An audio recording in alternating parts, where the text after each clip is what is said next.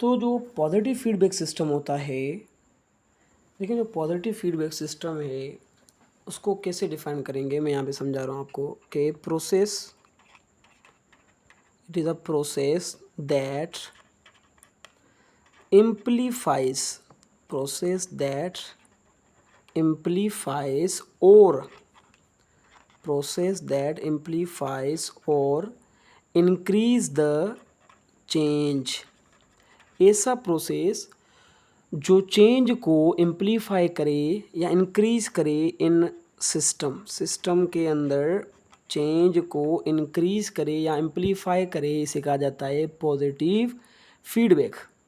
आ रही बात समझ में? जैसे कि अगर मैं आपको ये बताऊं, यहाँ पे एक चीज़ आपको समझाता हूँ। देखें, पॉजिटिव फीडबैक में अगर मैं आपको ये कहूँ कि एक चीज़ अगर बढ़ रही है, सपोज़ एक चीज़ हो गई इंक्रीज़, ठीक है, एक चीज़ अगर इंक्रीज़ हो रही है तो बॉडी उसको और ज़्यादा इंक्रीज़ करवाए, बॉडी इसको मोर इंक्रीज़, एक चीज़ इंक्रीज़ हो रही है तो बॉडी उसको और ज़्यादा इंक्रीज़ करवाए।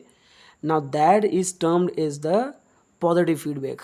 एक चीज़ इंक्रीज़ हो गई, बॉडी ने उसको और ज़्यादा इंक्रीज़ करवा दिया, नाउ दैट इज़ इंटेंसीफाई कर दिया ना चेंज को, या हमेशा कह सकते कि इंटेंसीफाई कर दिया, इम्प्लीफाई कर दिया, या उसको इंक्रीज़ कर दिया ना, that is termed as the positive feedback. आपके बुक में एक एग्जाम्पल बताया गया है पॉजिटिव फीडबैक का, वो मैं आपको समझाता हूँ। दैट इज़ द प्लेटिलेट्स का एग्जाम्पल दिया गया है।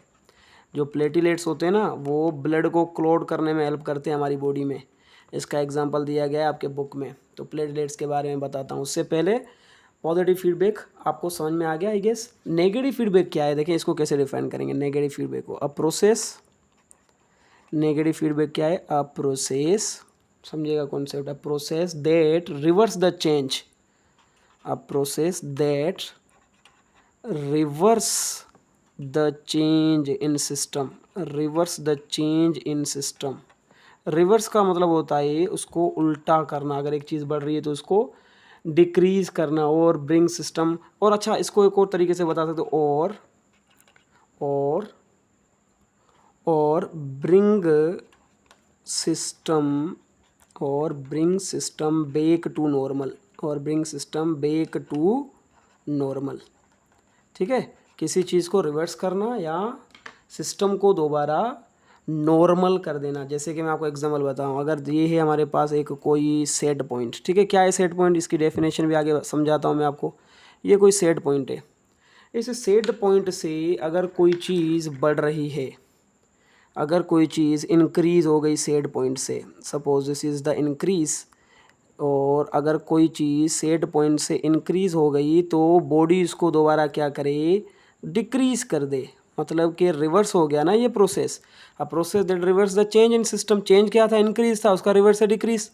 Being system back to normal, normal set point की तरफ वापसी लेके आए। या ऐसा हो कि कोई चीज़ अगर बॉडी में डिक्रीज़ हो रही हो तो मतलब कि चेंज आ रहा है, उसको बॉडी दोबारा इंक्रीज़ कर दे, और इंक्रीज़ करने के बाद हमेशा कह सकते हैं कि दोबारा सेट पॉइंट पे लेके आए, नॉर्मल पे लेके आए ना, that is termed is the negative feedback.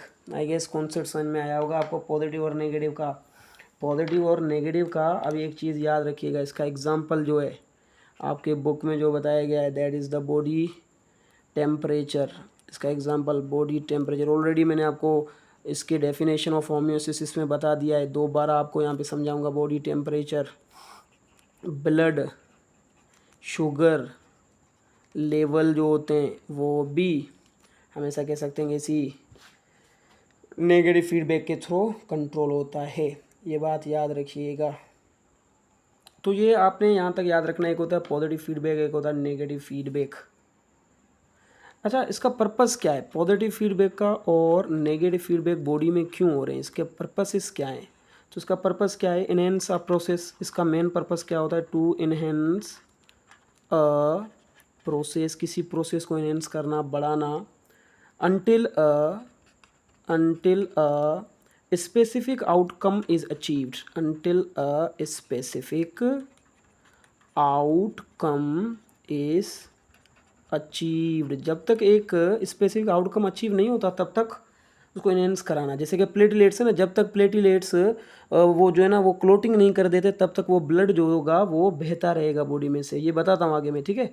और इसका पर्पस क्या है, नेगेटिव फीडबैक का पर्पस क्या है।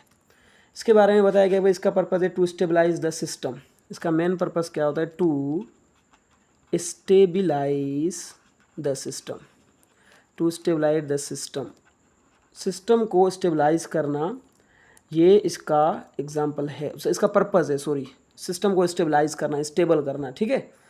अच्छा, फिर आपसे सवाल किया जाएगा कि इन दोनों में से मोस्ट कॉमन कौन सा है, तो याद रखिएगा ये मोस्ट कॉमन है। जो नेगेटिव है वो मोस्ट कॉमन है। हमारी बॉडी के अंदर सबसे ज़्यादा जो आपको फीडबैक मैकेनिज्म का टाइप मिलेगा वो क्या मिलेगा, that will be the negative feedback. Positive कभी कभी होता है रेयर केसेस में, रेयर केसेस तो नहीं कहेंगे बल्कि पॉजिटिव होता है हमारी बॉडी के अंदर, जैसे कि इंजरी वगैरह हो जाती है तब होता है, लेकिन ये है कि ये स्टेबलाइज करने में हेल्प नहीं करता, ये इतना कॉमन नहीं है, ये नेगेटिव फीडबैक ज़्यादा कॉमन है। आई गेस समझ में आया होगा।